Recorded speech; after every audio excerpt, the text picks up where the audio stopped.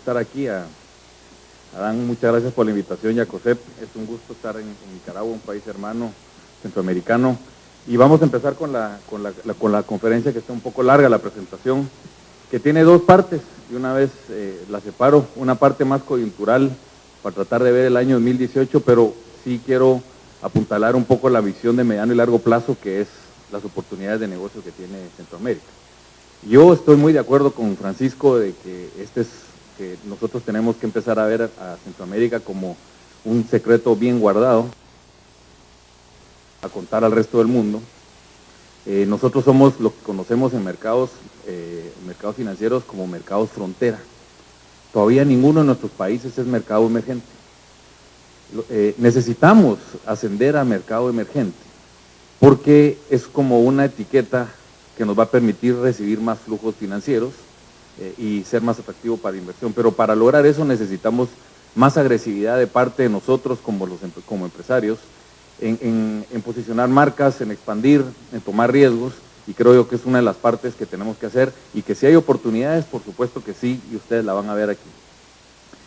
Vamos a empezar rápidamente que cómo está el mundo, porque recordemos, y como bien se habló antes, pues nuestra región es una región pequeña y muy abierta al mundo. O sea, cuando alguien, yo que tengo mucha relación con Sudamérica, porque tengo familia allá, pues cuando vienen a nuestros países se asustan de ver cómo la apertura de marcas internacionales, en Sudamérica es más proteccionista, aquí no, y es porque nosotros somos una región muy abierta al mundo. Y por lo tanto, estamos abiertos al mundo, y lo que pasa en el mundo pues nos afecta de una manera muy, muy importante. Quiero darles un dato estadístico para que ustedes vean ahí que si bien estamos abiertos al mundo, dependemos de Estados Unidos. O sea, no nos podemos negar a esa parte. Ustedes pueden ver la correlación que tenemos, el ciclo económico de nuestros países versus el consumo de Estados Unidos. Ustedes ven que, por ejemplo, pues Guatemala tiene un 57. Yo siempre he dicho ahí en Guatemala de que más o menos la mitad de lo que está pasando en Guatemala se le atribuye a Estados Unidos. Aquí en Nicaragua es un poquito menos, pero igual 46 es una cifra alta. Y tenemos países como El Salvador de 72. Obviamente que El Salvador tiene más dependencia de Estados Unidos porque las remesas pesan mucho más allá que lo que pesa en Guatemala, por ejemplo, lo que pesa en Honduras. Entonces, no solo cómo nos conectamos a Estados Unidos, nos conectamos con comercio, principal socio comercial de Centroamérica, el que más nos compra. Remesas, en muchos de nuestros países, dependemos mucho de la remesa. El turismo, también, el principal fuente de turismo es Estados Unidos. Y también inversión, hay mucha inversión de Estados Unidos hacia acá, y por eso estamos enganchados al ciclo americano.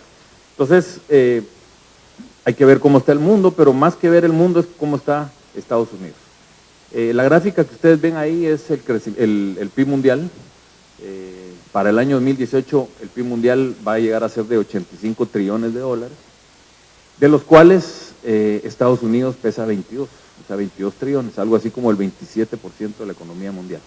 Entonces, estamos amarrados a la economía más grande del mundo, que no sé si se recuerdan, y no sé si pasó aquí en Nicaragua, pero hace algunos 10 años nos proyectaban que para el año 2019, me recuerdo muy bien, porque no dijeron 20 o 18, sino que 19, que China iba a ser del tamaño de Estados Unidos. Resulta que China todavía no, China es 13 trillones, todavía le falta una brecha muy importante, por lo menos unos 15 años más en lo que alcance Estados Unidos. Entonces, sigue habiendo una dependencia a la economía más grande del mundo, y aquí tenemos nosotros los 4 motores que mueven el mundo. Como les digo, nosotros no estamos en países emergentes todavía, somos mercados frontera.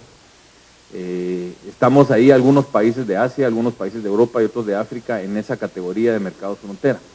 Entonces, los 4 motores del mundo, ¿cómo están?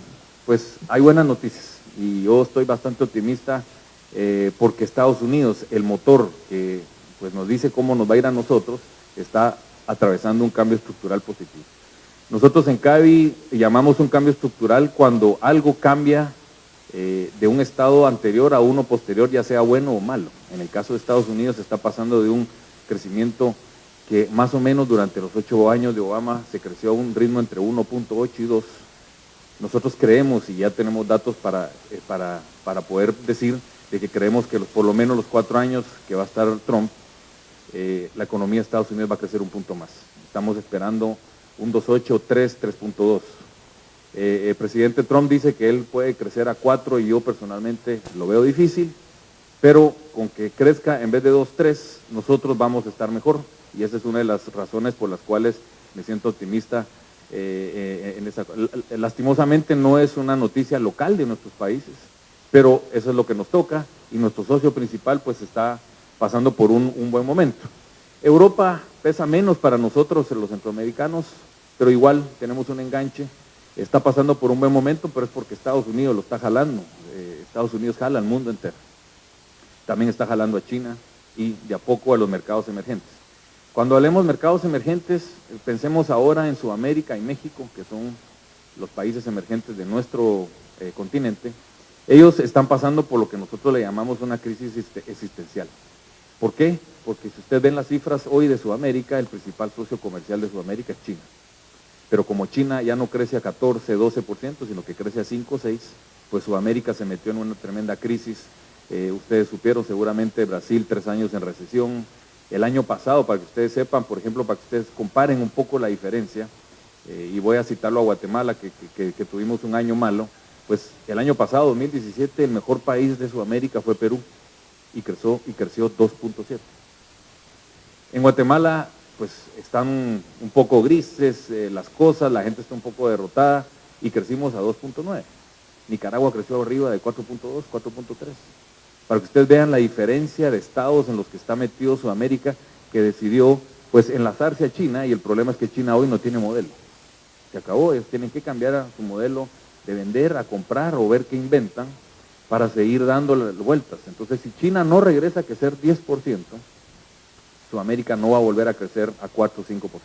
Entonces, eso es una buena noticia para nosotros, porque ese dinero que antes se iba hacia la extracción de materiales o materia básica en Sudamérica, pues está disponible, y es que nosotros lo podamos vender y atraer hacia nuestros países, y decir que ahorita dependemos de la única economía de las grandes que está en un proceso estructural positivo, que es Estados Unidos. Ahora, ¿qué hizo Estados Unidos para darle la vuelta y estar en un cambio estructural? Nosotros, y aquí no sé si pasó aquí también, pero esta es una gráfica que yo hice hace un año. El slide lo corté y lo puse ahí, porque nosotros estábamos optimistas con Trump. O sea, ya me vieron con cara rara mucha gente, particularmente en el tema de migración, ¿verdad? Porque cómo es posible que Trump es racista, que esto y el otro. Pero nosotros decíamos, pues ya nosotros sí leímos su agenda económica y creíamos que era una buena agenda económica, y creo que el tiempo nos dio la razón. O sea, la agenda económica de Trump es muy buena. También dijimos que los TLC no los iba a poder revertir. No es fácil revertir un TLC. Yo creo que Trump seguramente es un desarrollador de productos, de proyectos inmobiliarios. A lo mejor no sabía a plena conciencia que es una cadena mundial integrada de comercialización y producción. Al entenderla iba a saber de que no se pueden romper los TLCs hoy día en este mundo. Y hoy lo que estamos viendo es una renegociación con México, pero después en Davos, hace menos de un mes, pues Trump dijo de que él no iba a derribar ningún TLC, sino que quería hacer más TLCs con más países. Entonces, se ha ido moderando, y en el tema de migración es el que más risa me da, por lo menos en Guatemala. Los detractores de Trump, pues la OIM, que es la Organización Internacional de las Migraciones, sacó las cifras finales de deportaciones hacia el Triángulo Norte, que es Guatemala, Salvador y Honduras. Resulta que en el año 2017 las deportaciones cayeron 40%. O sea, Trump deportó 40% menos que Obama. Entonces, la verdad que los tres flancos están resultando mejor de lo que muchos esperaban. Y entonces, ¿qué ha hecho Trump en el tema económico y por qué la agenda es buena? En Guatemala estamos también en una crisis existencial de qué hacer para que el país crezca más, seguramente en todos los demás países. Y aquí voy a ver, y les pido que cada una de las 4 cosas que ha hecho Trump, pues trasladenla a sus países, a ver si también convendría que se hiciera en esos países. En primer lugar, en su primera semana firmó 38 órdenes ejecutivas, derribando trabas y regulaciones para hacer negocios. Él le llamaba el asalto regulatorio del Estado hacia la vida de las personas y de las empresas, generando costos, ineficiencias y parando proyectos. ¿Es algo bueno y necesario en Guatemala? Por supuesto. Y cada uno de ustedes saben en su país es necesario. En Guatemala hoy, les cuento, por ejemplo, aquí está el presidente de la Cámara de Construcción aquí en Nicaragua, pues la Cámara de Construcción en Guatemala acaba de hacer un estudio. Hoy para hacer un edificio en la ciudad de Guatemala hay que hacer 392 pasos. Se tarda 2 años y medio la licencia de construcción, si todo está bien. Si hay un problema, se puede extender a 4 años. Hoy están detenidos 3.3 millones de metros cuadrados en trámites en la ciudad de Guatemala, deteniendo crecimiento. Entonces, ese abuso regulatorio, que aquí no estamos en contra de que haya regulación, sino que estamos en contra de regulación tonta, innecesaria y inefectiva. Entonces, eso pasaba en Estados Unidos, en el discurso de State of the Union de Trump. Él contó la historia de que el Empire State lo hicieron en un año. Después dijo de que hoy, si él quisiera hacer la I-95 que atraviesa Florida, hoy se tarda 10 años en permisos. Y que su meta es bajarlo a 12 meses. Entonces, estaba pasando en Estados Unidos, está pasando en nuestros países, y por lo tanto, ¿qué hizo? Pues derribar trabas y regulaciones, y la misma economía empieza a saltar, a salir, a fluir el crédito, la inversión, y empieza a cambiar la música, y también la gente empieza a bailar diferente. Eso es lo que pasó con el tema este. Una de las órdenes ejecutivas fue que hoy en Estados Unidos, si alguien, cualquier agencia estatal, municipal, de condado o estatal, quiere poner un paso en un trámite regulatorio, tiene que sacar 2. Esa es la regla, hoy en Estados Unidos. Entonces, al quitar trabas y regulaciones, los costos de transacción bajan y empieza a fluir la inversión. Número 2, seguramente ustedes lo vieron, la reforma tributaria, que para mí es una cosa pues monumental. Pasar de un ISR corporativo de 35 a 21 es un cambio de reglas mundiales de juego. ¿Qué es lo que está haciendo Trump? Pues yo creo que haciendo una guerra, así como hay guerra de monedas, hay guerra de precios, ahora hay guerra por impuestos. El que ofrezca menos impuestos es el que va a traer más inversión. Entonces, se pueden imaginar ustedes los impactos económicos de bajar el ISR corporativo, y nos lleva a preguntarnos en Guatemala, por ejemplo, nosotros que pagamos 25 ISR, ¿tiene sentido que nosotros, empresas en Guatemala, pagamos 25 cuando en Estados Unidos están 21? Pues no, no tiene sentido. Hay que bajar los impuestos corporativos, a lo mejor subir a las personas, como hizo Trump. Trump subió en el bracket más alto de los ricos en Estados Unidos, de $500,000 o más, subió de 32 a 39 el ISR. Entonces ahí compensó un poco. Pero lo que tenemos ¿qué está haciendo? Desincentivando el consumo, incentivando la inversión. Eso es lo que necesitamos también en nuestros países. Abaratar los costos tributarios para las empresas, los flujos financieros de las empresas y los proyectos van a mejorar, y por lo tanto van a pasar más proyectos. Así de sencillo funciona. Después está la reforma rural, no me voy a detener mucho ahí, pero es muy impactante ver cómo le va a meter mucho dinero a la biotecnología, a la conectividad, al uso de la adaptación tecnológica en el área rural y agrícola.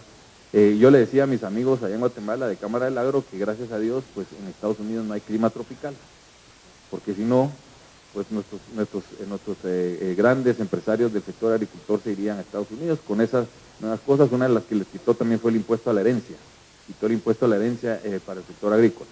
Entonces, tenemos 3, y la cuarta, que es la que va a venir, todavía ya la anunció, pero no la ha detallado, es el plan de infraestructura. No tiene sentido hoy lanzar el plan de infraestructura cuando sabes que te tardas 10 años en hacer una carretera. Entonces, él está tratando de bajar primero el trámite y después va a tirar el plan. Entonces, yo les digo, no es cuando uno lee los planes, yo leí el rural, es un plan de 15 páginas, muy ejecutivo. No es aquellas sábanas de 200 páginas que nos mandan pues los multilaterales y todas esas cosas, de que son muy cargadas académicas, son muy sencillas, muy de sentido común. Y bueno, Trump no es un político tradicional, sino que es un empresario, y él sabe qué es lo que le interesa al empresario. Entonces, ¿qué hizo Trump? Pues generó, y él sabía, y a través de sus tweets, porque como no tenía la prensa de su lado, pues cambió las expectativas. Ustedes saben de que los inversionistas se mueven con expectativas, el consumo no tanto. En nuestros países hoy vemos cómo el consumo está fuerte, pero la inversión no tanto. Cuando uno compra una camisa, ¿verdad? Uno compra una camisa, no tiene que saber cómo está el país dentro de 5 años. Si hay plata en la billetera, te la compras. Pero si uno quiere pedir un crédito, quiere hacer una inversión de una planta, pues sí necesita saber cómo está el país en 5 o 10 años. Entonces, y eso son expectativas, y lo que él hizo fue cambiar las expectativas. Ahí tienen ustedes como la COSEP de Estados Unidos hace su survey, registró la lectura más alta en la historia de optimismo económico en la economía de Estados Unidos. 91.4 de los industriales dicen tener un panorama positivo en Estados Unidos. Nunca antes se había llegado a una cifra tan alta. El 80% de ellos respalda la política de Trump y el consumidor se siente en su mejor nivel de optimismo en los últimos 17 años. Aquí dice 16, pero ya marcó un nuevo máximo. También ayer salió, no lo pude incorporar, la noticia de las pequeñas, de las pymes, que este es el de los grandes, pero las pymes también tienen su encuesta, y las pequeñas y medianas empresas y microempresas de Estados Unidos reportaron la mayor lectura de confianza económica en la historia. Desde el año 70 tienen encuestas, nunca habían tenido un índice de confianza como está. Entonces, Estados Unidos está volando, esa es la buena noticia. Hay resultados, ya tenemos resultados, la bolsa de valores ha subido 31 desde que ganó Trump.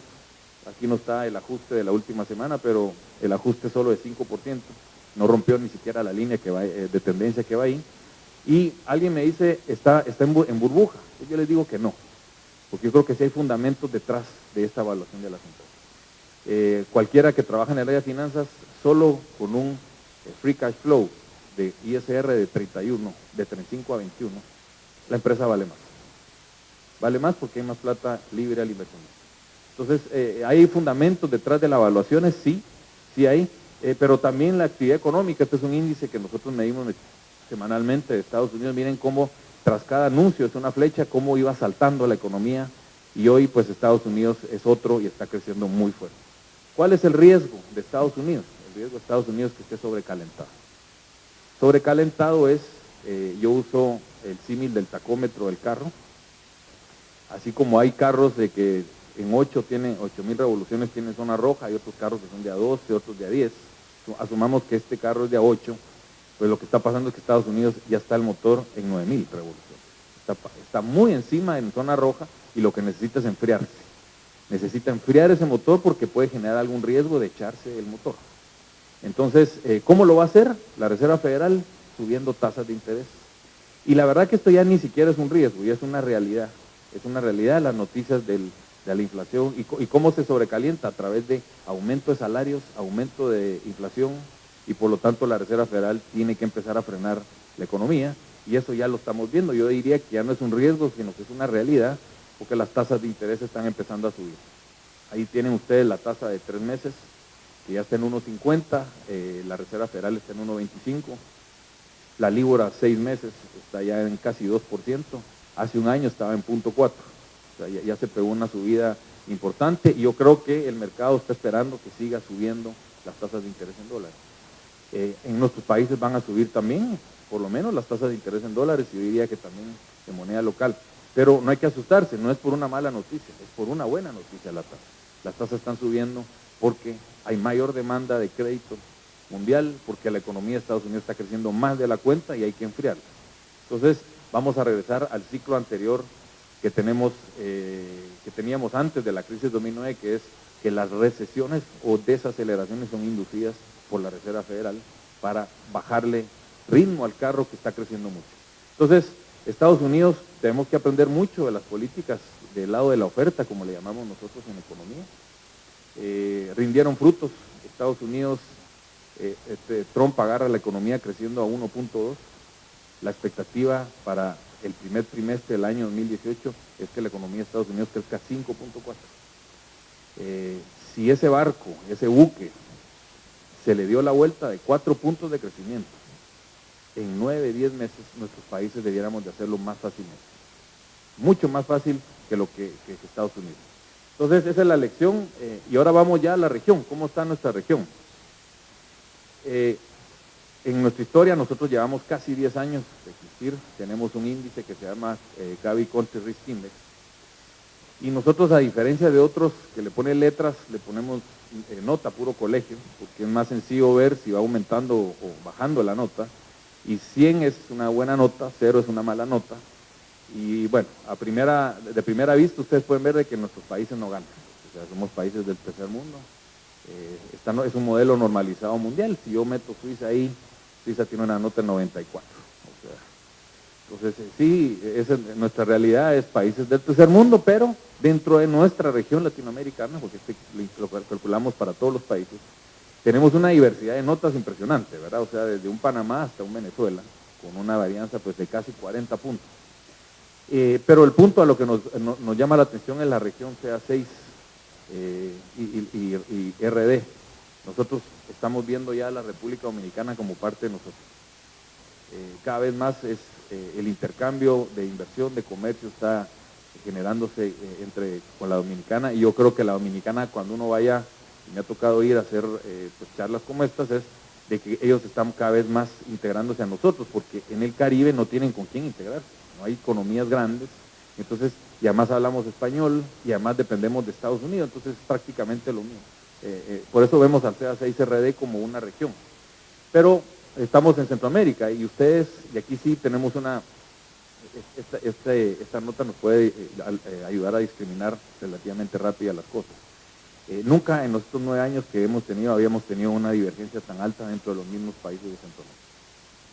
Tenemos un Costa Rica con una nota de 40 y está pues Panamá con una nota de 65. Y lo que estamos viendo aquí es de que sí hay retos en cada uno de los países, importantes. Particularmente Costa Rica se tiene que enfrentar a una realidad muy dura, que es un déficit fiscal desbordado. Ese es el elefante blanco en el cuarto, como dicen en Estados Unidos. Un déficit fiscal de 6.2 que cerró el año pasado en Costa Rica es insostenible, y Costa Rica o se ajusta, no tiene otra opción.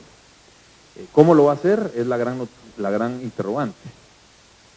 Hay 2 formas, bueno, 3, o sube impuestos, que es malo para la inversión y el consumo, o genera una reducción de gasto, que genera una recesión o una desaceleración económica inmediatamente.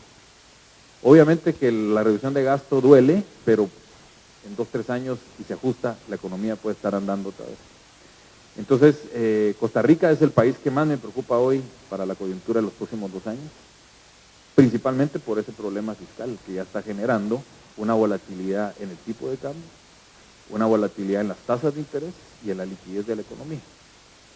Por el otro lado tenemos un Panamá que pues tiene una estabilidad brutal, a lo mejor ya no crece a 9-10%, pero está creciendo a 5%, y ellos ya entraron al síndrome del mal del país de ingresos medios, que es cuando saltás de un país de bajo ingreso a un país de mediano ingreso, y también tiene una crisis existencial, porque lo que te trajo del tercero al segundo mundo no te va a llevar al primero.